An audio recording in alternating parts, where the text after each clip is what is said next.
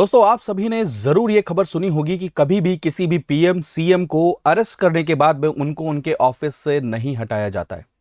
Generally आप सभी जानते हैं कि हमारे देश में हम जो जस्टिस सिस्टम है उसको फॉलो करते हैं। वहां पर हम कहते हैं कि जब तक प्रूव ना हो जाए कि वो गिल्टी हैं, तब तक उनको गिल्टी नहीं माना जाता है ना। हम इनोसेंट ही मानते हैं। तो हमारे इस जस्टिस सिस्टम का काफी ज्यादा मिसयूज किया जाता है। एंड रिसेंटली बहुत सारे ऐसे केसेस भी देखने को मिले कि हाई प्रोफाइल जो पॉलिटिशियंस हैं या फिर मिनिस्टर्स हैं, सीएम हैं, वो सभी के ऊपर में बहुत बड़े बड़े आरोप लगे हैं। वो जेल के अंदर में हैं, लेकिन उसके बावजूद उन्होंने अपनी पोजीशन से रिजाइन नहीं किया है। इसके बाद में एक क्वेश्चन हमेशा से उठ के आता है कि कॉन्स्टिट्यूशनल मोरालिटी।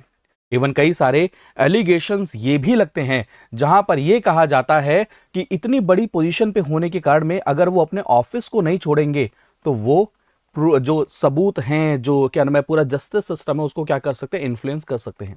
एंड उसी कड़ी में दोस्तों, आज होम मिनिस्टर एक ऐसे बिल को इंट्रोड्यूस करने वाले हैं पार्लियामेंट में, जहां पर पीएम हो चाहे सीएम हो, इवन चाहे मिनिस्टर्स हो, अगर उनके खिलाफ में सीरियस क्रिमिनल चार्जेस हैं तो उनको उनके ऑफिस से रिमूव कर दिया जाएगा।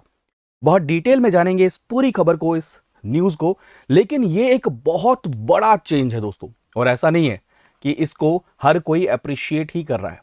ऑपोजिशन ने यहां पर कुछ ऐसे आरोप भी लगाए जिसके बारे में हमें यह चीज देखनी ही होगी।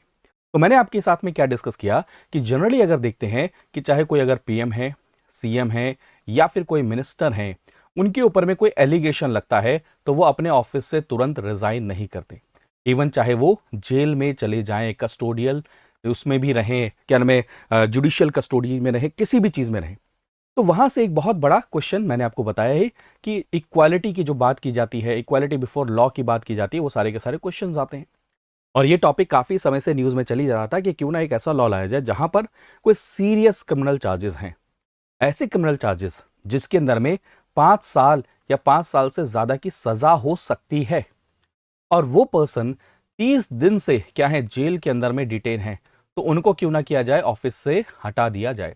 तो उसी के regarding union home minister Amit Shah, उन्होंने आज एक बिल इंट्रोड्यूस करने का नोटिस जारी किया है, जिसके अंदर में उस बिल को हम 130th कॉन्स्टिट्यूशनल अमेंडमेंट बिल लेकर आते हैं, जहां पर मेन ऑब्जेक्टिव क्या है कि कोई भी, चाहे सेंट्रल मिनिस्टर हो, पीएम हो, चाहे वो स्टेट के मिनिस्टर हो, स्टेट के सीएम हो, जिनके ऊपर में भी एलिगेशंस होंगे करप्शन के या फिर सीरियस ऑफेंसेस के, और उनको याद रखिएगा, उनको 30 दिन से कम 30 दिन से जेल में डिटेन किया गया है, उनको क्या किया जाएगा, ऑफिस से हटा दिया जाएगा।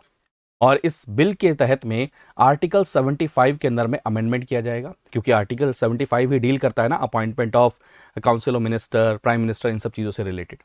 तो अगर बिल को आप उसके स्टेटमेंट को डायरेक्टली पढ़ते हैं, कोई भी मिनिस्टर, कि कोई भी सीएम है या पीएम है, अगर वो 30 कॉन्जिक्यूटिव डेज के लिए अगर वो ऑफिस में है, यानी कि पीएम सीएम मिनिस्टर के ऑफिस में है, और वो अरेस्ट हो जाते हैं, कस्टडी में रहते हैं, और उनके ऊपर में ऐसे एलिगेशन हैं, वो एलिगेशन दोस्तों जिनके अंदर में सजा कम से कम 5 साल या 5 साल की ज्यादा है, तो पीएम के मामले में एंड सेंट्रल गवर्नमेंट के मिनिस्टर के मामले में उनको कौन रिमूव कर देंगे, प्रेसिडेंट रिमूव कर देंगे। प्लीज याद रखिएगा, बहुत इंपॉर्टेंट पॉइंट, 30 दिन होते ही, जैसे ही 31वां दिन आएगा, उनको रिमूव कर दिया जाएगा। एंड स्टेट के अंदर में क्या होगा, स्टेट के अंदर में ये पावर किसको, गवर्नर को दी जाएगी कि वो सीएम एंड जो स्टेट के जो भी मिनिस्टर्स हैं उनको भी हटाया जा सकता है।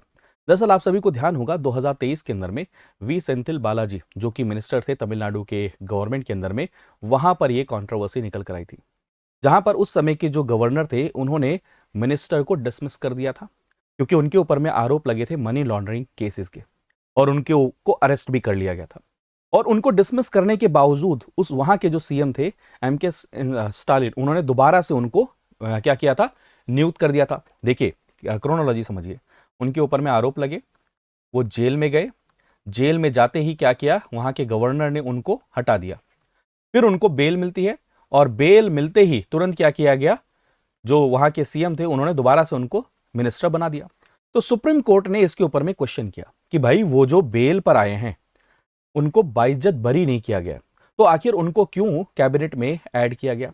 एंड उसी के कारण में ये टॉपिक काफी ज्यादा न्यूज में था कि क्या हम ऐसा कोई मैकेनिज्म डेवलप कर सकते हैं कि जो ऐसे हाई प्रोफाइल केसेस हैं जो पब्लिक ऑफिसेस को होल्ड कर रहे हैं, समझिए, जो पब्लिक ऑफिस को होल्ड कर रहे हैं, जिनके ऊपर में जिम्मेदारी है कि वो कॉन्स्टिट्यूशनल मॉरालिटी को फॉलो करें, प्रिंसिपल ऑफ गवर्नेंस को फॉलो करें, जो कॉन्स्टिट्यूशनल ट्रस्ट को लोगों में लेकर जाए, क्या उनके लिए कोई हम ऐसा बिल या ऐसा कोई कानून ला सकते हैं? जैसे ही, फिर समझिए, इसके अंदर में क्राइटेरिया ये होगा, अगर ये बिल पास हो जाता है, एक्ट बन जाता है, तो सिंपल सा चीज ये है कि किसी के ऊपर में आरोप है, ऐसा आरोप है जिसमें अगर सजा होगी या 5 साल से ज्यादा की सजा हो सकती है, और उस आरोप के कारण में वो जेल में क्या हो जाते हैं, बंद हो जाते हैं। कितने दिन तक? 30 दिन तक कॉन्जिक्यूटिव अगर वो बंद रहते हैं तो 31st डे उनको क्या किया जाएगा, उनके ऑफिस से रिमूव कर दिया जाएगा। इस बिल के अंदर में कहा गया कि जो इलेक्टेड लोग हैं ना यहाँ पर सारे के सारे, तो यहां पर उनके अंदर में लोगों की उम्मीद रहती है। अगर हम लोगों की उम्मीद पर खरे नहीं उतरेंगे, अगर हम लोगों के जो ट्रस्ट है उसको नहीं बिल्ड करेंगे, तो हमारी जो डेमोक्रेसी है, हमारी जो कॉन्स्टिट्यूशनल ऑब्लिगेशंस है, उसके ऊपर में बहुत बड़ा क्वेश्चन मार्क लगेगा। अब मेजर क्वेश्चन यहां से ये भी आता है, वैसे बिल देखने में बहुत पॉजिटिव चीजें लग रही हैं कि भाई हम पूरा इलेक्टोरल सिस्टम, पूरा गवर्नमेंट का सिस्टम, उसको हम डीक्रिमिनलाइज करने की कोशिश कर रहे हैं। बट जैसे कांग्रेस के एमपी अभिषेक मनु सिंघवी जी ने ट्विटर पर एक कमेंट किया, उन्होंने कहा ये जो नया लॉ आया है इसका मिसयूज भी तो हो सकता है। क्योंकि ये चीज समझिए कि हमारा जो जस्टिस सिस्टम है वो ये कहता है कि जब तक कोई प्रूफ ना हो जाए कि भाई हाँ ये क्रिमिनल है या क्राइम इन्होंने किया, तब तक उसको इनोसेंट माना जाए। अब होगा क्या, कह रहे कि कई सारे सीएम को, कई सारे मिनिस्टर्स को जो ऑपोजिशन रूलिंग पार्टी के होंगे, उनके खिलाफ में केस फाइल करके उनको अरेस्ट किया जाएगा, और 1 महीने जब वो अरेस्ट रहेंगे, 30 महीने तो क्या 30 दिन, तो क्या होगा, उनको उनकी पोस्ट से हटा दिया जाएगा। और ये एक बहुत बड़ा चैलेंज बन सकता है हमारे फेडरल सिस्टम के लिए। तो ये भी एक बहुत बड़ा कंसर्न है, जहां पर ऑपोजिशन का ये है कि इस लॉ का मिसयूज किया जा सकता है ऑपोजिशन कि जो जहां जहां पर स्टेट के अंदर में रूलिंग है, गवर्नमेंट है, उसके अगेंस्ट में। और अभी अगर हमारे कॉन्स्टिट्यूशन को आप देखते हैं, अभी तक ऐसा कोई भी प्रोविजन नहीं है हमारे कॉन्स्टिट्यूशन में जहां पर यह कहा जाए कि कोई भी मिनिस्टर जिसको अरेस्ट किया गया, डिटेन किया गया कस्टडी में, उसको क्या किया जाए, हटा देना चाहिए। तो ये अमेंडमेंट किए जाएंगे। आर्टिकल 75 में अमेंडमेंट होगा, आर्टिकल 164 में अमेंडमेंट होगा, एंड 239AA में अमेंडमेंट होगा, जहां पर प्राइम मिनिस्टर या फिर यूनियन मिनिस्टर उनको हटाया जा सकता है। मैं फिर कह रहा हूं, कौन हटा सकते हैं? प्रेसिडेंट हटाएंगे। एंड साथ में अगर देखा जाए सीएम या सीएम के मिनिस्टर, उनको कौन हटाएंगे? आपके गवर्नर हटाएंगे। और ये क्राइटेरिया याद रखिएगा, उस केस में जहां पे 5 साल की सजा हो सकती है, 5 या 5 साल से ज्यादा की, और 30 दिन लगातार। ये लगातार वर्ड भी थोड़ा सा कैची है, कॉन्टिन्यूस। जैसे फॉर एग्जाम्पल अगर 15 दिन आप जेल में रहे, फिर बाहर आ गए, फिर 15 दिन जेल में रहे, फिर बाहर आ गए, तो यानी कि 30 दिन कॉन्टिन्यूस वाला क्राइटेरिया फुलफिल नहीं होगा। और ऐसा किया क्यों गया, इसके पीछे रीजनिंग क्या है? इसके पीछे की रीजनिंग यही है कि बहुत सारे केसेस ऐसे आते हैं, सीएम जैसी पोजीशन, होम मिनिस्टर जैसी पोजीशन, मिनिस्टर जैसी पोजीशन, हेल्थ मिनिस्टर जैसी पोजीशन पर बैठे हुए लोगों के ऊपर में आरोप भी लगते हैं, कोर्ट में केस चल रहा है, वो जेल के अंदर में है काफ़ी महीने से, काफ़ी सालों से, फिर भी वो उस कॉन्स्टिट्यूशनल पोजीशन को होस्ट करके बैठे हैं। यानी कि वो उस कॉन्स्टिट्यूशनल पोस्ट पर वो हैं जो कि एक ट्रस्ट को क्या करता है, ब्रेक करता है, जो लोगों का कॉन्स्टिट्यूशनल मशीनरी के ऊपर में है। अब आप सभी के सभी कमेंट करके बताइए कि क्या ये जो लॉ लाया जा रहा है ये सही है या गलत है, और इसके मिसयूज के, पोटेंशियल मिसयूज के क्या चांसेस जो कहे जा रहे हैं वो लेजिटिमेट है या नहीं है। आपका इसमें ओपिनियन क्या है? आगे बढ़ते हैं दोस्तों। और अगर आप यूपीएससी की तैयारी कर रहे हैं तो आप इस बैच को ज्वाइन कर सकते हैं। हमारा प्रतिज्ञा बैच है, मॉर्निंग बैच शुरू हो रहा है, परसों से इसकी क्लासेस शुरू हो जाएंगी। सुबह 8 बजे इसमें क्लासेस होंगी, आप डायरेक्ट इसमें एनरोल कर सकते हैं पीआरटी लाइव कोड यूज करके। ये बैच दोस्तों वन स्टॉप सॉल्यूशन बैच है, इसमें आपकी सारी क्लासेस मिलेंगी, लाइव क्लासेस हैं, बुक हैं, टेस्ट सीरीज है, मेंस की टेस्ट सीरीज है, मेंस आंसर राइटिंग, डेली आपको क्वेश्चन दिया जाएगा, आप आंसर लिखेंगे। इसके अंदर में प्रीलिम्स रेजिडेंशियल प्रोग्राम भी है, मेंस रेजिडेंशियल प्रोग्राम है, 1-to-1 मेंटोरशिप है। आप अगर प्रीलिम्स का एग्जाम क्लियर करते हो तो फुल फीस रिफंड हो जाएगी। ऐसे बहुत सारी चीज़ें, तो आप इसको ज्वाइन कर सकते हैं। अगर आपको इसमें ज्वाइन करना है तो आप डायरेक्ट कॉल कर सकते हैं मुझे और मेरी टीम को 9240023222 पर, या फिर मुझे आप टेलीग्राम पर मैसेज कर सकते हैं प्रशांत तिवारी 26 पर कि मुझे इस बैच में एनरोल करना है। थैंक यू सो मच, अपना ध्यान रखिए, मुस्कुराते रहिए, पढ़ते रहिए। बाय बाय, टेक केयर दोस्तों, जय हिंद।